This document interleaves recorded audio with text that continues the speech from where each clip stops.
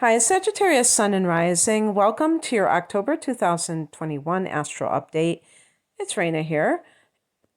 So we begin the month of October with a Mercury retrograde, which can make things feel like they're not really progressing in terms of a new month coming along. Even the first week we have a new moon in Libra, and that may not feel that kind of forward moving because it's during a Mercury retrograde. But it doesn't really matter because when we get to the middle of the month and your ruler, Jupiter, and my ruler, my sun sign's ruler, I should say, in goes direct, I think that will spark a lot of that momentum. But that's going to happen actually even before that because Saturn's going direct. But I'm going to just take it straight on down the line. And so Mercury is retrograding in Libra until the 18th. And for Sag, this is the 11th house of hopes and wishes, friendships and groups, and gains from your career. In terms of hopes and wishes, Sag may be rethinking some of these long-range goals, or something is coming in between them that you have to kind of rearrange, work on them, find a different way to make it happen, things like that. But it's in the mind that this is all taking place. You're thinking things over.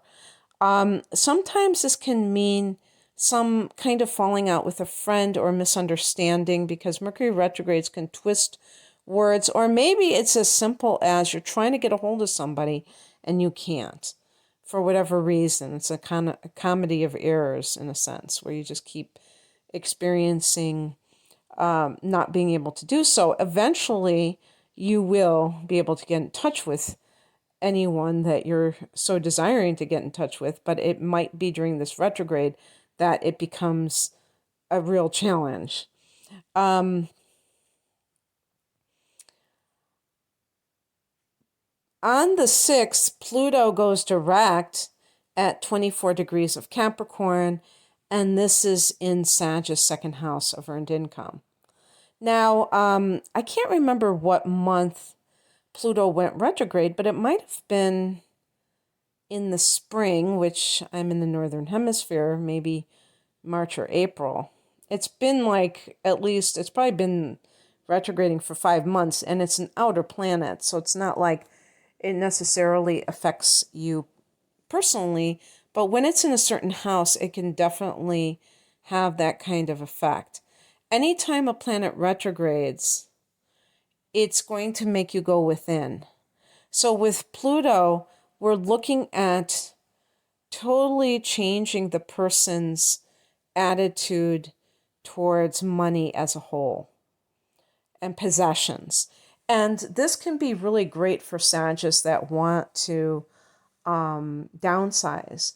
And this has nothing to do with even the phase in life you're in. Downsizing traditionally would happen with people who were retired and they didn't need the same amount of house space, the same amount of things, because they felt like they were paring down, they were simplifying their life in many different ways. A lot of times when you're working outside the home, that tends to make you have a more complicated life because you're doing you have to wear fancy clothing and all of that stuff. And maybe you feel like you have to entertain yourself more because you're sacrificing so much of your life going to work, the commute, and what have you. So, yeah, I don't know how this has affected you personally, but I'm hoping that when Pluto goes direct, that it will have a benefit to our finances. Although I can't really say, because remember that Pluto can give you this sense of losing everything and then regaining it.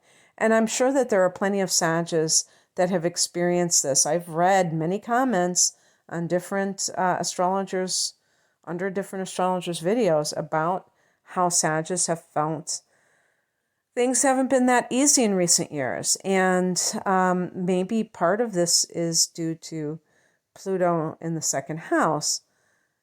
And if that seems like that's true for you, and by the way, you can gain wealth with Pluto in the second house. So it's really about ultimately the way you view things rather than how they're showing up exactly in your life. So I'm hoping that this forward movement has a great effect in empowering Sagittarius with their money. On the 6th, the same day as this Pluto going direct, we have a new moon at 13 degrees of Libra in that 11th house of hopes and wishes. Also, the 11th house can be the internet. So you may feel this sense of, if you have been, working online, maybe you started your own business, maybe this is the time when you start to see those gains from your business or from your career. And this can be wonderful for any kind of new dreams that you cook up for yourself, new goals, long-range goals. The very next day, Venus goes into Sag, so we have Venus in our sign. This is going to be wonderful for attracting general good things to you. Venus is the attractor, and in Sag, it means it's in our first house, and so that is an overall wonderful, beneficial energy, including money. Venus is connected to money, so we might see ourselves attracting money. On the 10th, Saturn goes direct at 6 degrees of Aquarius, and that is for Sag, the third house. So that's, I can't remember when when Saturn went retrograde. I can't remember. I mean, it's already September. I remember when, it might have been in May like Jupiter, but I can't recall exactly when it was. It would have been in June, but in May, Jupiter went retrograde. And look at where we are right now. I'm recording this in September, and this is for October. So Saturn in your third house can really be about writing, projects, teaching, learning things, and you may feel like you are back on track. Maybe you took a little breather and you weren't as disciplined, and now you're back. This can have an effect on your mind as a whole, so it can make you have greater concentration, more productive. You might have said, hey, I don't want to meditate every day anymore. I don't want to do these things, and now you're back on track. On the 18th, this is another important date, and I think this is kind of when the turnaround happens, big time. Jupiter goes direct at 22 degrees of Aquarius on the 18th, and Mercury goes direct at 10 degrees of Libra on the 18th.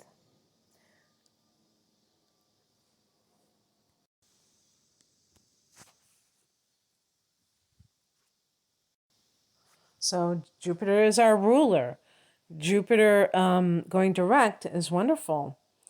It's in that third house of the internet, can be the third house too, because it's social media and things like that. And you may feel like you're able to experience more gains in this area. Now, this is a big one because with the connection with that 11th house, where you've had this activity in the sign of Libra, and now you're experiencing in the third house. The 11th house can be the internet itself. The third house can be all forms of communication. The internet is just one of those, but it's the main one these days. But it's also, it also can be social media because it has that, the advertising quality Gemini is related to could have some connection to the third house. And that's really, if you think about it, a lot of social media is for the purpose of making a name for oneself. So basically, how I interpret this is sometimes when you're trying to make a name for yourself online, and you may not have grandiose notions, you just want something,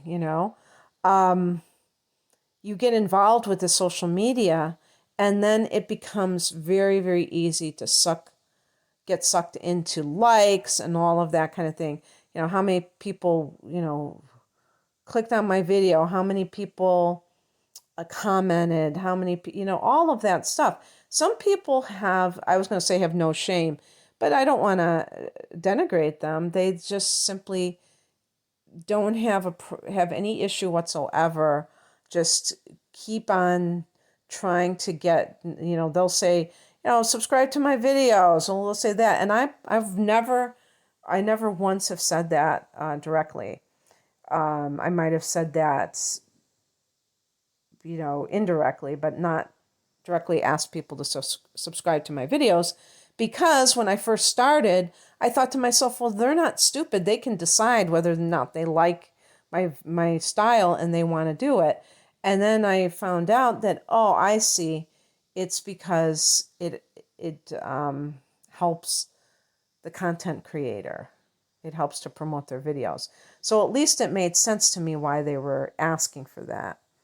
But I still felt like it was kind of like a moral issue, but that might be slightly silly. But you might have been going through this and thinking in moral terms with Jupiter retrograding in this area. You might have been saying, is this the right thing to do? Am I making claims that I can't back up?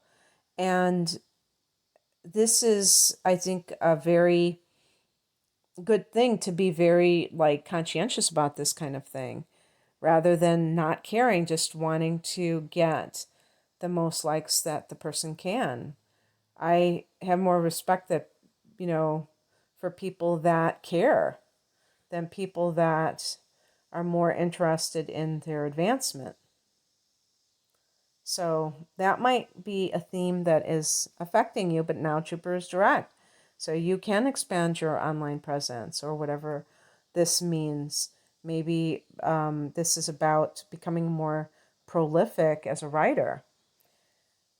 Saturn, like I said, went retrograde and is going direct on the 10th. And that might have the influence of you getting very organized about how, like when you post, what you post, you have a whole schedule going on. You have a game plan. You really want to do things in a certain order. You want to set goals for yourself in this area. Mercury goes direct in the 11th house on the 18th, so that can clear up anything with friends. That can clear up your long range goals that you have. On the 20th, there is a full moon at 27 degrees of Aries for Sag. This is our 5th house, and this is the house of creativity, as well as the house of love. Conceiving children can be the 5th house, so a full moon, that could be a very fertile energy, so watch out about that one.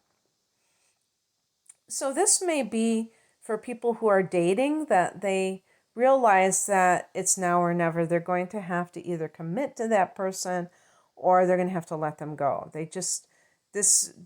Or maybe an ultimatum is made for you, but sometimes I think it's more the person actively doing it themselves. So if that's something that comes up for you at this time, you just have to accept that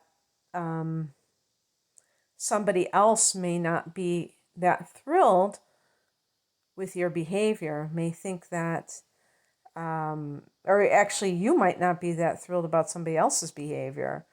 Or and you just want to cut the relationship off, or that you love this person madly and you want to experience permanent relationship, which encompasses the seventh house.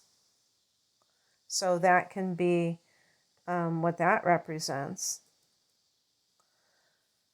So let's see.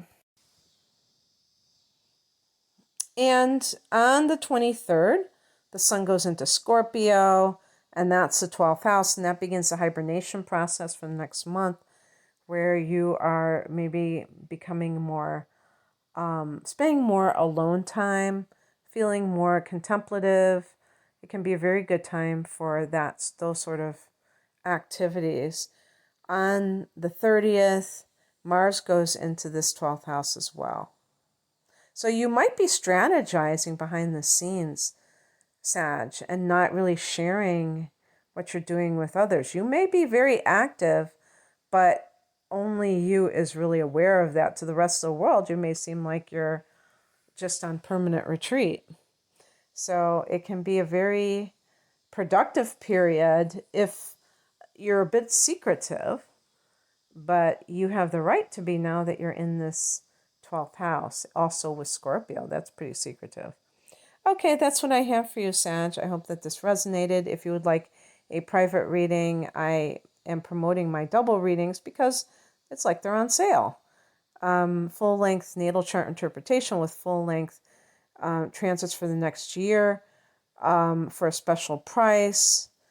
The whole enchilada, your choice of natal chart interpretation or next 12 months of transits, an hour-long reading of that, combined with a full-length tarot reading. So the link is below for those and other types of readings. Thank you for listening. Take care. Bye.